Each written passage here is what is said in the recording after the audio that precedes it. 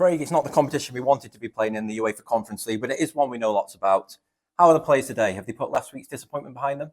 Yeah, obviously it was really tough. It was really tough. The manner of the defeat was I think the biggest, kick in the stomach. It was a one that we, that the lads were absolutely devastated, and had to pick them off the floor in the change room after the game because the manner of it. It was a close, contested tie overall.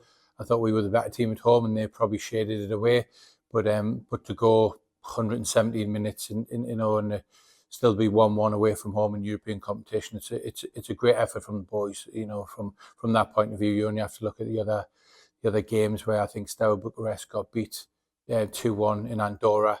And you'd imagine the gulf between the two teams there is huge. But obviously, being away from home in European football, getting a draw after 90 minutes is a fantastic result. But obviously, we missed a trick really, not winning at home. So we're a little bit disappointed in that, but we'll learn from it and we'll move on and we take the positives into the next game and we're going do all we can to win the game tomorrow night.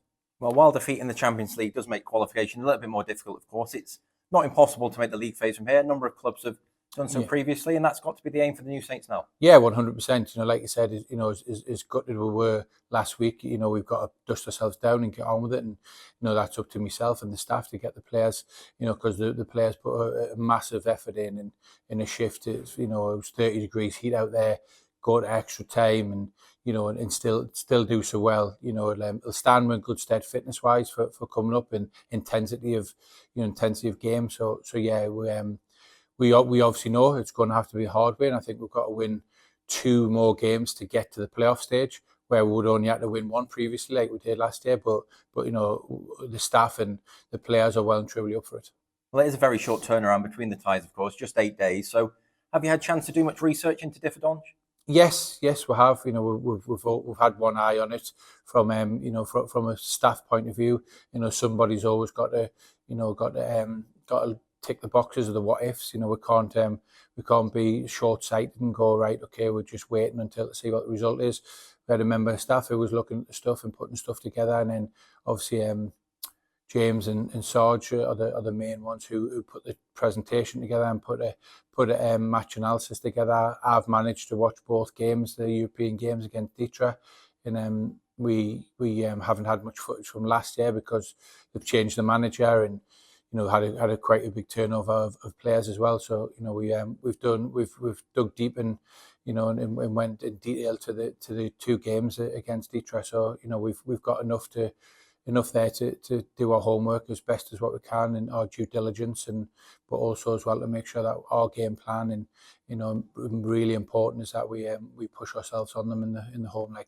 You've got your final training session here at Park Hall this morning, but how have the preparations gone over the last few days? Yeah, good. We had a good 3 days of training, so we've got on with that and worked hard with that, and obviously, we've had a long travel back. It was a long travel day coming back. We flew from Kosovo, so it was a 2-hour journey from Skopje to Kosovo, and then obviously we flew back to Luton, and then we travelled back from Luton to Oswestry. So yeah, it was probably a good 10-12 hour travel day altogether. Lads had a day off, rest recovered, and then we've been in for 3 days working hard and getting our game plan together and showing the lads, Differdange's, positives and negatives, strengths and weaknesses, and then telling them what we want to do. I'm obviously not expecting you to reveal your starting lineup, of course, but are we likely to see many changes from the defeat in North Macedonia last week? Yeah, obviously I'm not going to give anything away, but look, we've had a good 4 or 5 days of studying them between the staff, and we'll pick a team, whether it's the same, whether it's different, that we think's going to win the game, on the night and going to give us the best chance to win the game. So yeah, we are good when it comes to injury wise. We've got a couple back in. So it's so from a positive point of view, we've got a bigger squad to pick from, as in players available. I know we talked about Leo Smith last week, but is there any updates from any other players on their potential returns? Yes, there is. Josh Daniels fit back in the squad. Danny Davis is not a million miles away, so Danny will be okay. Touch wood, we'll go through to the next round.